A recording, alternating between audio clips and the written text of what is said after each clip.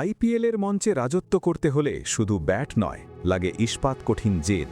আর সেই জেদ যখন বাবার নির্দেশের সাথে মিলে যায়, তখন প্রতিপক্ষ বোলারদের অবস্থা ঠিক কী হয় তা হাড়ে হাড়ে টের পেল দিল্লি ক্যাপিটালস।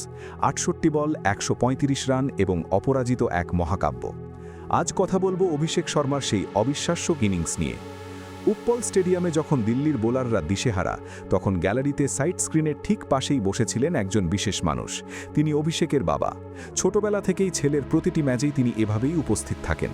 অভিষেক নিজেই জানিয়েছেন, নন স্ট্রাইকিং এন্ডে গেলেই বাবার দিকে তাকান তিনি।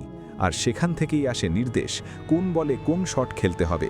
অনেকটা যেন গ্যালারি থেকে রিমোট কন্ট্রোলে ম্যাচ নিয়ন্ত্রণ করছেন বাবা।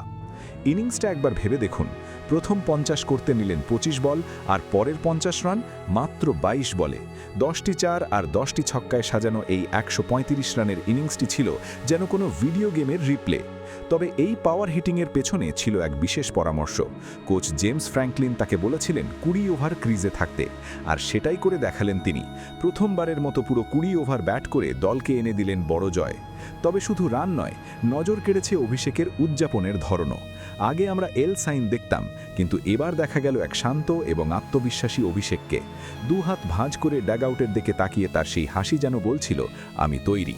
এরপর অধিনায়ক ঈশান কিষানের সেই উষ্ণ আলিঙ্গন বলে দিচ্ছিল হায়দ্রাবাদ ক্যাম্পে এই ইনিংসের গুরুত্ব কতটা। অভিষেকের এই ফ্যামিলি পাওয়ার কি হায়দ্রাবাদকে প্লে অফের দিকে নিয়ে যাবে? আপনার কি মনে হয়? কমেন্টে অবশ্যই জানান। আর ক্রিকেটের এমন রোমাঞ্চকর সব আপডেট সবার আগে পেতে স্পোর্টস চ্যানেলটি সাবস্ক্রাইব করে বেল আইকনটি চেপে দিন। ধন্যবাদ।